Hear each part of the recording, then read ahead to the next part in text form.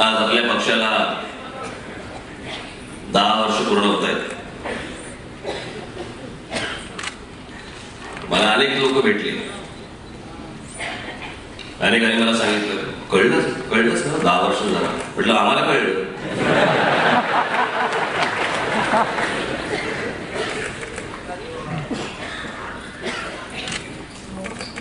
काय मराठीत म्हणत ना, त्याचं जळट त्याला कळतं.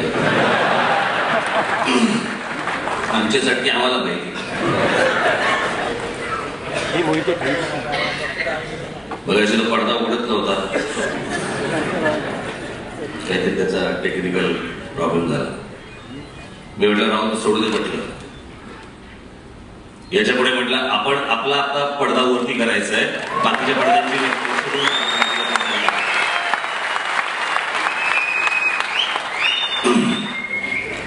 आता जो उघडायचा तो बंद नाही करायचा. बाळाने आता मला सांगितलं होतं, बाळाने महाभारतातली गोष्ट सांगितली. बहुधा त्याला मला कर्ण म्हणायचं होतं.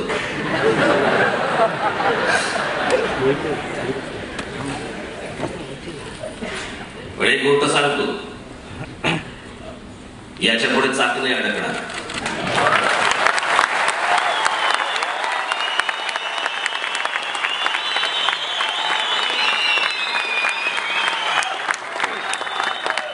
एवढं निश्चित.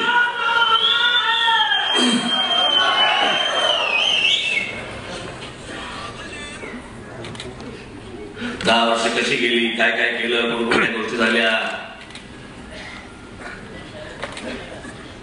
चढउतार सगळे, चढ आले उतार आले, चढ आले उतार आले, हे चालूच राहतं. ह्या लाईट जरा कमी करा.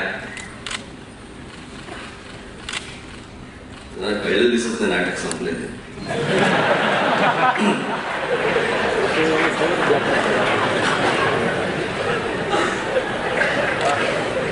खरं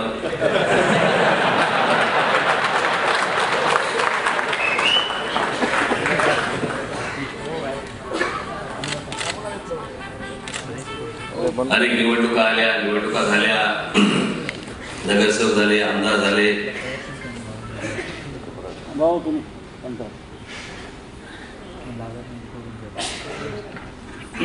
पराभव झाला, विजय झाला, पराभव झाला, हे चालूच राहतं.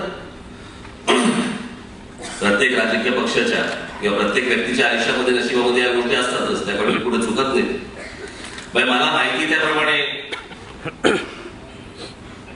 भारतात निश्चित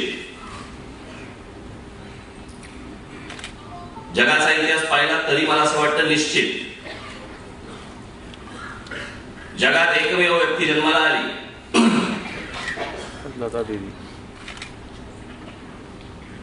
की ज्या व्यक्तीने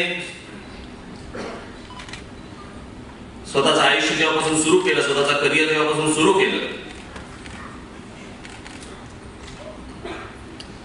आणि ती व्यक्ती म्हणजे एक लता मंगेशकर सोडल्या. ती एकमेव व्यक्ती मला असं वाटतं भारतात तर 100% आणि जगाच्या पाठीवर पण निश्चित एकमेव व्यक्ती अशी आहे की जिने आयुष्यामध्ये डाऊनफॉल नाही पाहिला.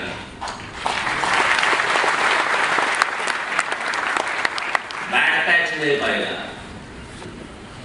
त्यांचं करिअर जेव्हापासून सुरू झालंय ग्राफ असाच्या असा आहे, वरती वरती वरती वरती वरती. कोणीही घ्या व्यक्ती, पंडित जवाहरलाल नेहरू घ्या, तुम्ही इंदिरा गांधी घ्या, अमिताभ बच्चन घ्या, सचिन तेंडुलकर घ्या, तुम्ही कोणी घ्या, प्रत्येकाला एक बॅड पॅच आला, प्रत्येकाला एक कुठे ना कुठेतरी डाऊनफॉल आला.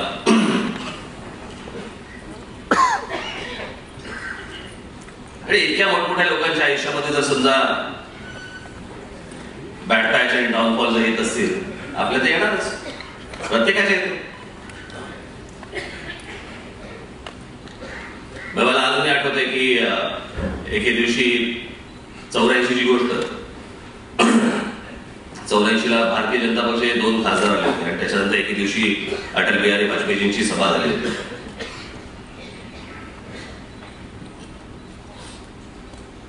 आणि त्यांच्या सभेतलं पहिलं वाक्य असं होतं क्यों आए हैं आप, हारा हुआ वाजपेयी कैसे दिखता है ये देखने के लिए आया. अटलजी पण पडले होते. मी हे उदाहरण तुम्हाला एवढ्यासाठीच सांगतो, ही सगळी उदाहरणं हे सगळे चढउतार हे सगळे आपल्या प्रत्येकाच्या आयुष्यामध्ये असतात. पण या लोकांनी उतारानंतर परत चढ पाहिला, कारण खचले नाही.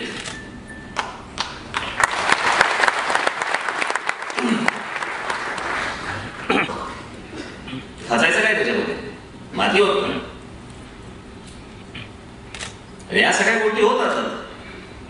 आपण ज्या उद्देशाने हा पक्ष काढलेला आहे तो उद्देश बाजूला सारून नाही चालणार. या आमदार येतात, आमदार जातात, खासदार होतात, खासदार जातात, नगरसेवक होतात, नगरसेवक जातात. या सगळ्या गोष्टी येऊन जाऊन असतात.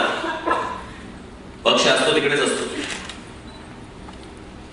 त्याची ध्येय, त्याची धोरणं, त्याची आंदोलनं, त्याचे विचार हे सतत चालू ठेवले पाहिजे. लोकांपर्यंत तुम्ही पोहोचलं पाहिजे. लोकांचे विषय आपण हातामध्ये घेतले पाहिजे.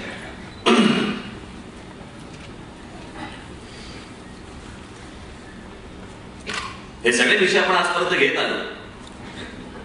सगळे विषय आपण आजपर्यंत करत आलो. अनेकांवरती केसेस आहेत. मला पण आता एप्रिलमध्ये जायचंय. राज ठाकरे हाजीर हो, ते चालूच असतं आपलं.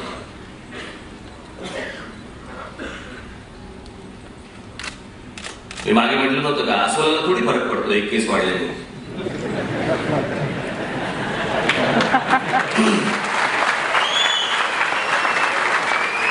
आपल्यावर पण एवढे केस, हे केसेस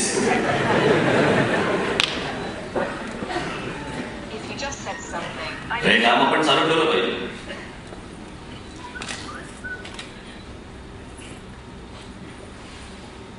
यात कुठेही फरक पडलेला नाहीये. आपण आंदोलन केली, अनेक गोष्टी केल्या, यशस्वी केल्या.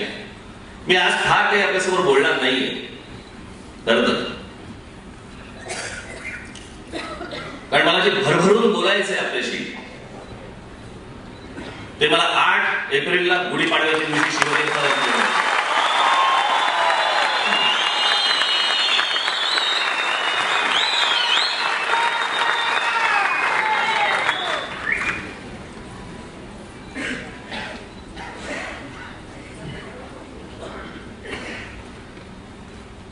बऱ्याच दिवसानंतर, बऱ्याच महिन्यानंतर, बऱ्याच वर्षानंतर होम बीच वरती खेळणार आहोत.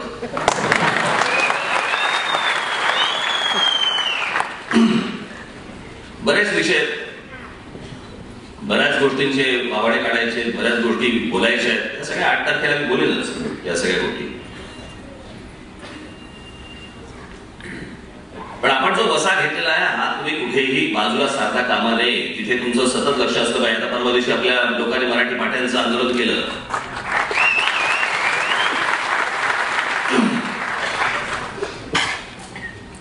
त्या विषयात पण मी 8 तारखेला बोलणार आहे.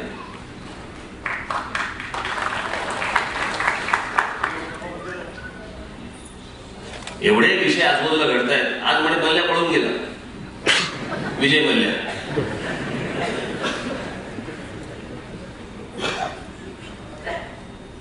एखादा कृषी असता, एखादा बारीक असता पळून गेला मी समजू शकतो. एवढा माणूस पळून गेला दिसत नाही आम्हाला. ज्याच्यावरती एवढ्या केसेस आहेत, हजारो कोटी रुपये या माणसाने बँकांचे बुडवलेले आहेत, ती माणसं पळून जातात.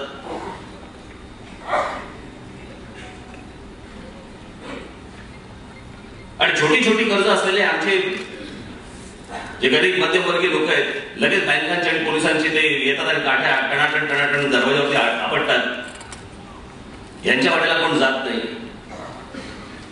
मी मागे बोललो ना, सरकार बदलून काही होत नाही. हो, नुसते चेहरे बदलले, काम तेच, त्याच गोष्टी सुरू आहेत. आता त्या सुवर्णकारांचा तिकडे बंद चालू आहे. गंमत बघा, आता जे सगळे सुवर्णकार, आता जे धर्म आपलं तुम्ही सगळी दुकानं बंद ठेवलेली आहेत, त्यांच्यावरती जो कायदा आणलेला आहे त्याच्यावरती हीच गोष्ट काँग्रेस आणत होती, काँग्रेसच्या राज्यात. आणि त्या काँग्रेसच्या राज्यात ही गोष्ट आणत असताना याच भारतीय जनता पक्षाने त्याला विरोध केला होता की नाही, गरीब सोनार आमचे मरतील. विरोध कोणी केला होता या गोष्टीला? नरेंद्र मोदींचं भाषण आहे त्याच्यावरचं. हे काँग्रेसने करता कामा नये, या देशातले गरीब सोनार मरतील, हे सत्तेवरती आले. काँग्रेस जे करत होती तेच हे करत आहेत. मग जर ते हे करत होते ते जर तुम्ही करणार असाल मग ते बरे नाही का? मग ते बरे. जर तुम्हाला येऊन तेच करायचं असेल तर ज्या गोष्टी काँग्रेसच्या राजवटीत चालू होत्या आजही त्याच गोष्टी सुरू आहेत.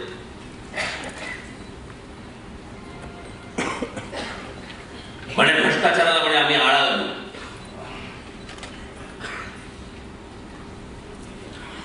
आता मुंबई सारख्या ठिकाणी आता चालू आहे जवळपास 70,000 परवाने रिक्षांचे दिले जाणार आहेत. 70,000.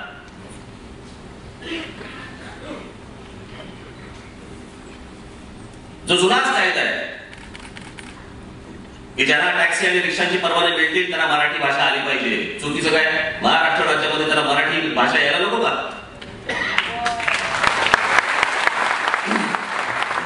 जुनाच कायदा आहे तो. आणि माझी तर ठाम भूमिका आहे याच्यावरती. मराठी भाषा नाही, मराठी मुलांना आणि मराठी मुलींनाच या नोकऱ्या तुम्हाला दिलं पाहिजे. मराठी यायला पाहिजे काय? पण काय चाललंय हे तुमच्या लक्षात येणं गरजेचं आहे. म्हणून मी तुम्हाला हे जरा सविस्तर थोडंसं सांगणार आहे आणि त्याच्यामुळे काय करायचंय हे देखील सांगणार आहे.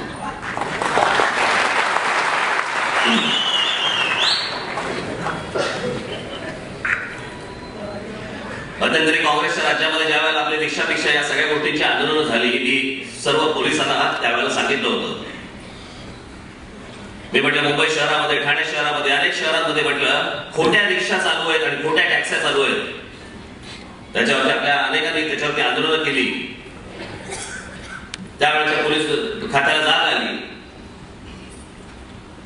आणि जवळपास 40,000 रिक्षा खोट्या पकडल्या गेल्या आपल्या आंदोलनामुळे. आणि जवळपास 15,000 ते 17,000 टॅक्स्या पकडल्या गेल्या, खोट्या टॅक्स्या, याही आपल्या आंदोलनामुळे कापल्या गेल्या त्या सगळ्या रिक्षा आणि टॅक्स्या. जुनी गोष्ट. त्याच्यानंतर हे अनधिकृत थांबलेलं नाहीये, चालूच आहे, चालूच आहे. आज इतक्या हजारो रिक्षा आज मुंबई शहरामध्ये आणि आज सगळ्या आता तर मुंबई शहराचा विषय आहे. अजून 70,000 रिक्षा आणतायत, परवाने आणतायत, लॉटऱ्या काढतायत. लॉटऱ्या कसल्या काढतायत? आणि इथे मराठी आली पाहिजे याच्यावरती कोणतरी एक भिगार कोर्टात जातो आणि त्या नागपूर खंडपीठामध्ये, त्या नागपूरच्या कोर्टामध्ये नागपूरचे न्यायाधीश कोण मॅजिस्ट्रेट जे कोणी असतील ते म्हणतात हा काय प्रकार आहे? मराठी आली पाहिजे ही कसली सक्ती? आमच्या महाराष्ट्राच्या, आमच्या नागपूर मधला एक न्यायाधीश हा इथे बोलतो की हे परवाने देताना मराठीची सक्ती कसली आणि सगळ्या प्रक्रियेवरती त्यांनी स्टे आणला. या न्यायाधीशाला माझी विनंती आहे, या महाराष्ट्रातल्या, या देशातल्या लोकांचा तुमच्याबद्दल जो इतकासा जो आदर उरलेला आहे ना तो टिकवा.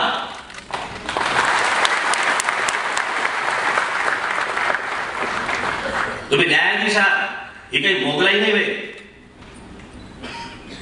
तुमच्या मनाला येईल ते वाटते ते तुम्ही आपलं बोलत राहायचं. माझी तर खरं मागणीच आहे या लोकांकडे की हे सगळे जोपर्यंत हे न्यायाधीश, मॅजिस्ट्रेट जोपर्यंत त्या खुर्चीवरती बसलेत ना, यांना घरात एकटी ठेवा.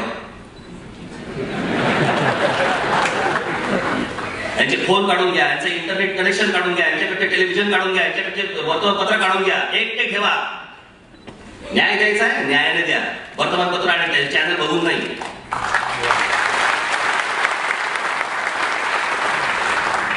आणि यांचं फावलं त्याच्यामुळे न्यायाधीश आमचा ऐकतात काय? दे ढकलून, तिच्या आईला दे ढकलून, चालू त्यांचं वाटते आपलं दाखवत राहायचं. त्याच्यावरती हे न्यायाधीश निर्णय देत बसणार. सगळेच न्यायाधीश आहेत असे आहेत असं माझं नाही म्हणणं, पण हे काय चालू आहे? ज्याला जे हवंय तो निर्णय देतो. मध्यंतरी कुठेतरी उत्तरांचलला काहीतरी तिथे ते सगळं झालं ना, पूर आला वगैरे वगैरे. एका न्यायाधीशाने सांगितलं 400 हेलिकॉप्टर पाठवा. तुम्हाला काय माहित 300 पाठवा का 500 पाठवा का 400 पाठवा? बरं तुमचा संबंध काय? सरकार आहे ना या देशात आणि राज्यामध्ये. सरकार असताना तुम्ही कशाला चोमडेपणा करताय? मला पण सांगितलं नाक खुपसाला प्रत्येक गोष्टीमध्ये. महाराष्ट्राच्या तरुणांची आणि तरुणींची भावना न समजता तुम्ही आपले कोर्टामध्ये निर्णय देणार की हे सक्तीचा मराठी करू शकत नाही? कोणी दिला अधिकार तुम्हाला?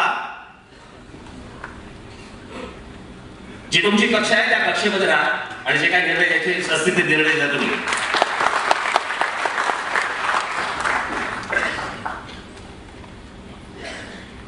मुंबईत देखील आपण विनाकारण होर्डिंग्स लावू नका. हे कोणी ऐकलं नाही. आपण पहिला आपला पक्ष आहे की आपण हे सगळ्या गोष्टींची सुरुवात केली की विनाकारण होर्डिंग्स लावू नका, शहरं घाण करू नका.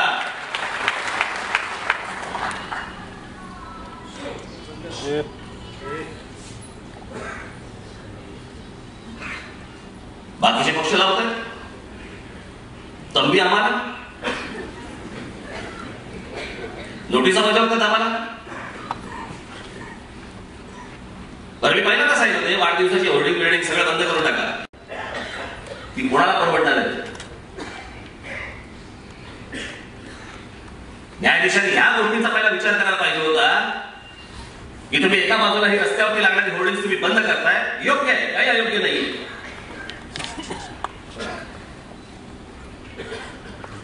पण त्याचबरोबर ही जी मोठी होर्डिंग्स आहेत त्या शहरामध्ये लागलेली ही देखील एखाद्या राजकीय पक्षाच्या कार्यकर्त्याला परवडणारी आहेत का? ती परवडूच शकत नाही.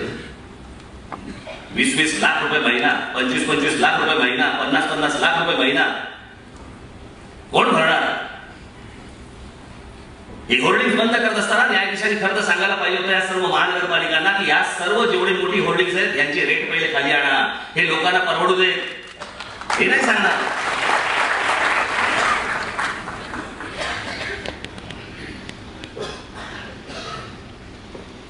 कुठच्याही विषयामध्ये शिरतायत, कुठच्याही गोष्टी बोलतायत. मी आता जो विषय तुमच्या समोर ठेवणार आहे ना, इतका भयंकर भीषण विषय तो. आज मी एका रिक्षांचा बोललो ना, ते मला आतूनच सगळ्या गोष्टी मला समजल्या आणि हे मी तुम्हाला सांगतोय अत्यंत विश्वासाने सांगतोय. जे काही घडते तिकडे ते आता या 70,000 परवाने देण्यात येत आहेत. या 70,000 परवान्यांमध्ये जवळपास 70 ते 72% हे परप्रांतातले लोक आहेत ज्यांचं यादीमध्ये नाव ऑलरेडी आलेलं आहे. आमचे काही पत्रकार बांधव इथे आले असतील त्या दिवशी म्हणे ते इंटरव्ह्यूला गेले होते म्हणे, त्यांची मुलाखती घेत होते म्हणे. हे मुलाखती घेणं आणि त्या पत्रकार बांधवांना असं सांगणं की बाबा बघा आता तुम्हीच बघितलंय, ही दिशाभूल होती. कारण मूळ विषय काय आहे? मूळ विषय वेगळाच आहे. मूळ विषय इकडे आहे, दाखवतात तुम्हाला तिकडे.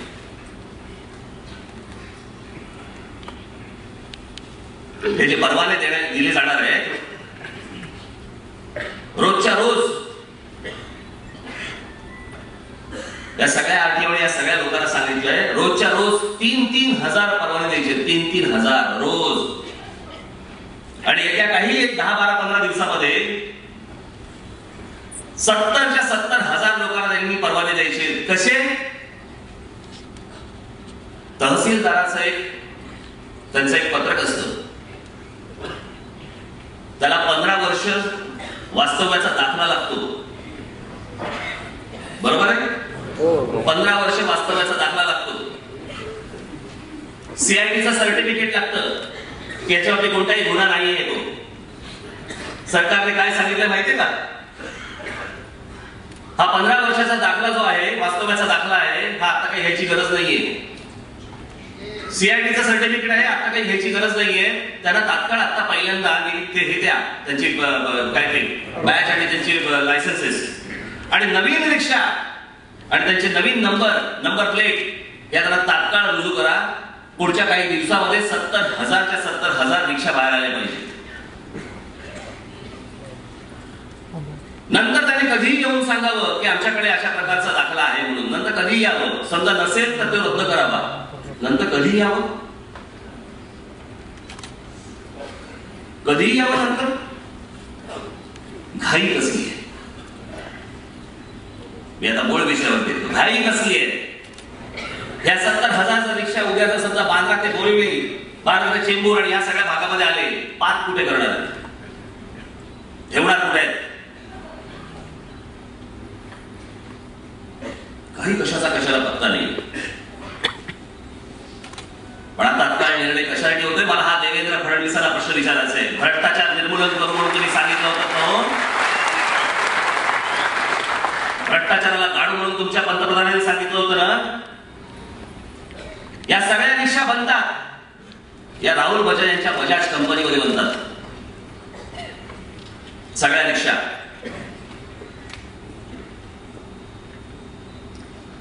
त्यांचा लॉट तयार आहे. 70,000 रिक्षांचा लॉट तयार आहे. कोणासाठी चालू आहे. राहुल बजाजसाठी. त्या रिक्षाची एका रिक्षाची किंमत आहे 1,70,000 रुपये. 1,70,000 रुपये गुणिले 70,000. मी मगाशी काढलं 1190 कोटी रुपयांचा व्यवहार होणार आहे. 1190 कोटी रुपयांचा व्यवहार. ह्याचा किकबॅक किती असणार आहे. हे कशासाठी गडबड चालू आहे तुमचं.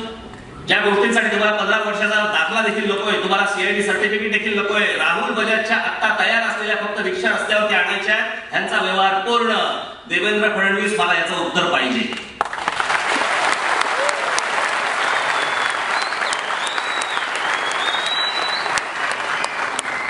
त्या लोकांशी मी बोललो, अनेक लोकांशी मी बोललो RTO मध्ये. ते बोलले साहेब दिवसाला 3,000 आम्हाला लोकांना देणं शक्य नाही. आणि विनाकारण आमच्या मराठी पत्रकारांकडे बोलवलं की नाही तुम्ही इंटरव्ह्यू घ्या. म्हणजे आमचे मराठी पत्रकार चुकवतात. नाही बाबा आम्हाला मान दिला, आम्हाला तिकडे बोलवलं, आम्ही इंटरव्ह्यू घेतले. म्हणजे तो विषय बाजूला. यांचं काय चाललंय भलतच. 1190 कोटी रुपयांचा व्यवहार.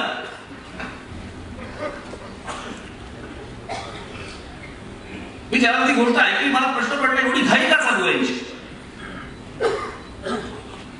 हे इतक्या फटाफट 70,000 तुम्हाला रिक्षांचे परवाने द्यावे लागतील. लगेच इंटरव्ह्यू, लगेच या सगळ्या गोष्टी कशासाठी चालू आहेत. आता मला आज कळलं की 1190 कोटी रुपयांचा व्यवहार होणार आहे. काय फरक आहे तुमच्यात आणि काँग्रेसवाल्यांमध्ये. ते तेच करत होते, तुम्ही तेच करतात. या खात्याचे मंत्री शिवसेनेचे आहेत. आम्ही जे मराठी माणसाबद्दल बोलतोय ना ते खरं पोट तिडकीने बोलतोय. तुमच्या का खोटा पुळका आणून बोलत नाही आम्ही.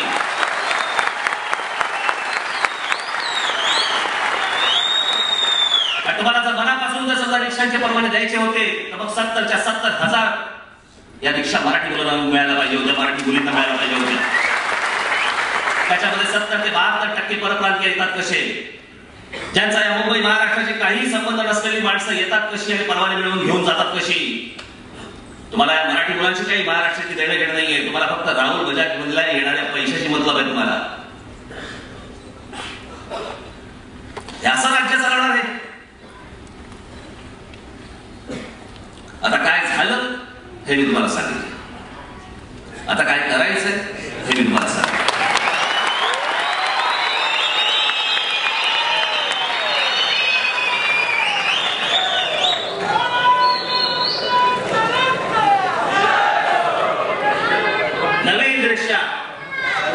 नवीन परवाने मिळालेल्या रिक्षा, नवीन नंबर प्लेट असलेल्या रिक्षा या जर रस्त्यावरती आल्या, गिरायकांना बाहेर काढायचं, ड्रायव्हरला बाहेर काढायचं आणि जाळायच्या.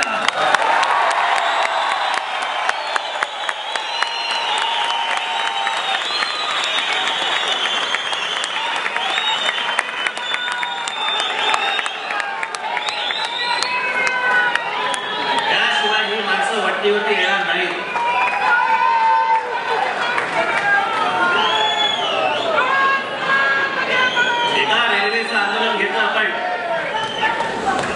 रेल्वेच्या एका आंदोलनामध्ये या सगळ्या गोष्टी देशभर समजल्या. त्याच्यानंतर पक्षातर्फे आपण जवळपास महाराष्ट्रामध्ये फॉर्म वाटले की रेल्वे परीक्षा, रेल्वेमध्ये काम करायची इच्छा कोणाकोणाला आहे. महाराष्ट्रामध्ये फॉर्म वाटले, परीक्षा कशा द्यायच्या त्याच्या पुस्तिका वाटल्या. आणि त्या पुस्तिका वाटल्यानंतर जवळपास 5.5 लाख फॉर्म महाराष्ट्रामध्ये भरले गेले. म्हणजे इतक्या मुलांना रेल्वेमध्ये नोकरी हवी आहे.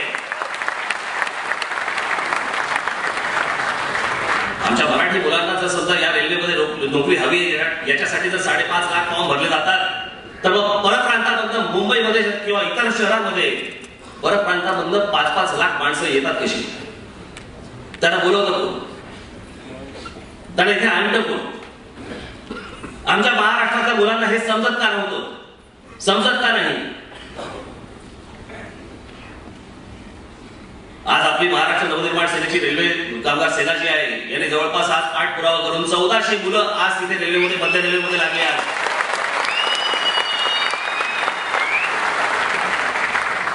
हाती घेतलेला वासा सोडलेला नाही, काम चालू आहे. पण तुमची पण नजर पाहिजे या सगळ्या गोष्टींकडे. सगळ्या गोष्टींकडे बारीक नजर पाहिजे. मी बोललोय तुम्हाला नवीन रिक्षा,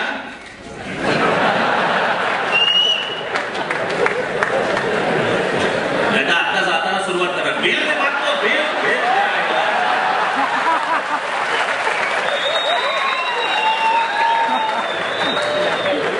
नवीन येणाऱ्या रिक्षा, नवीन त्यांचे जे काय असेल त्यांचे लायसन्स ते बोलतोय मी तुम्हाला.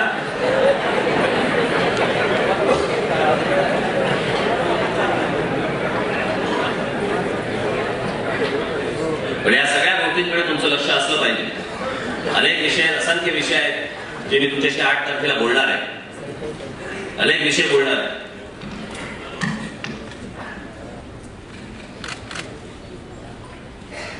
हा एक विषय नाही, इथे साधा आहे.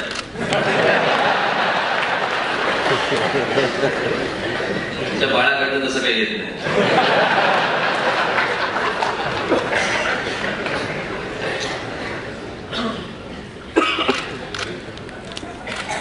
आता गंमत बघा, या महाराष्ट्र सरकारने काय यांचं कोणी ऐकतं का नाही ऐकत मला कळतच नाही.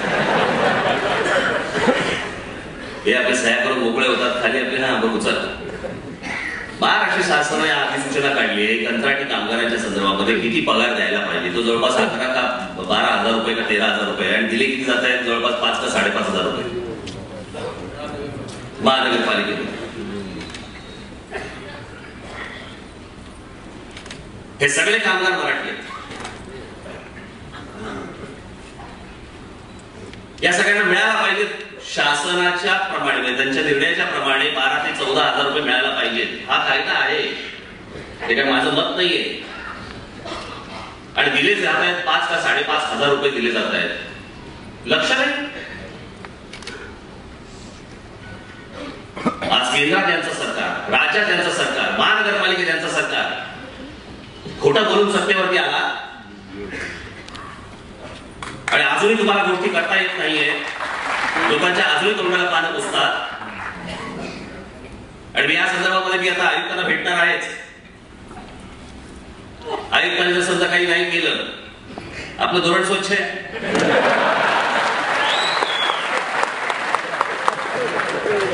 आमच्या आजोबाने सांगितलं होतं, एक तर हात जोडून, नाही ऐकलं तर हात सोडून.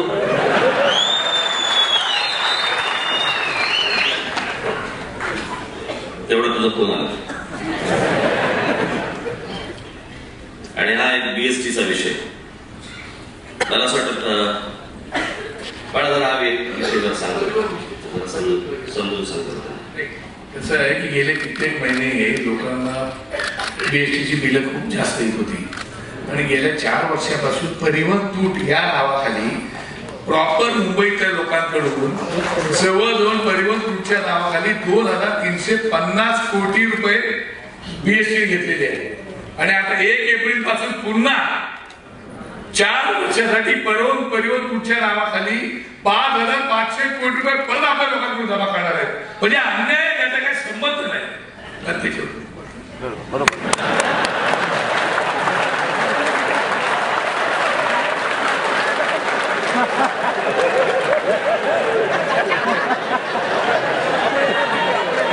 चिडलाच होता, पोचलाच होता, तर पोचून जरी टाकायचं ते.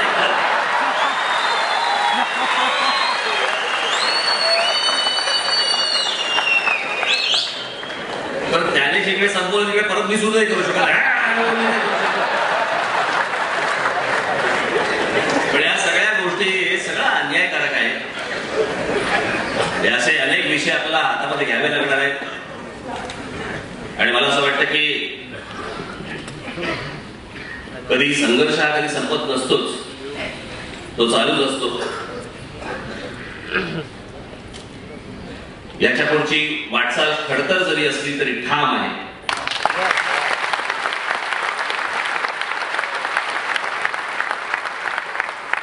आपल्याला एकत्र हा सगळा पुढचा प्रवास करायचा आहे.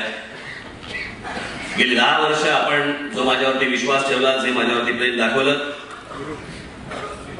चांगल्या काळात वाईट काळात सगळ्या काळामध्ये जे तुम्ही माझ्या पाठीमागे उभे राहिलात त्याबद्दल मी तुम्हाला मनपूर्वक धन्यवाद देतो.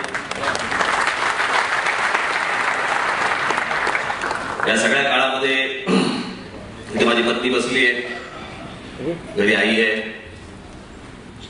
त्यांनी न बोलता न सांगता देखील अनेक गोष्टी त्या चढ उताराच्या सहन केल्या, त्याबद्दल त्यांनाही धन्यवाद.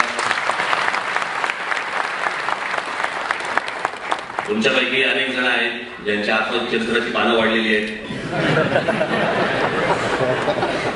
सांगतो, आतमध्ये जेव्हा होतो ना, आत्मचरित्राची पानं वाढतातच आपली. अनेकांची वाढली असतील.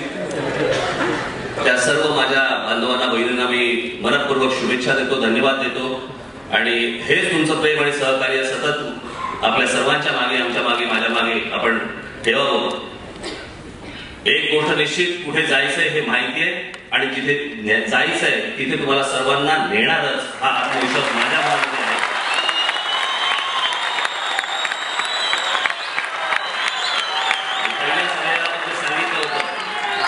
पहिल्या सभेच्या वेळेला जे सांगितलं होतं तेच मी तुम्हाला सांगतोय की जगाला हेवा वाटेल असा महाराष्ट्र आपल्याला घडवायचा आहे. त्याच्या तयारीला सगळीकडे लावूया एवढी एक इच्छा बाळगतो. आपल्याला पुन्हा एकदा धन्यवाद देतो आणि आपल्या सर्वांची मी रजा घेतो. जय हिंद, जय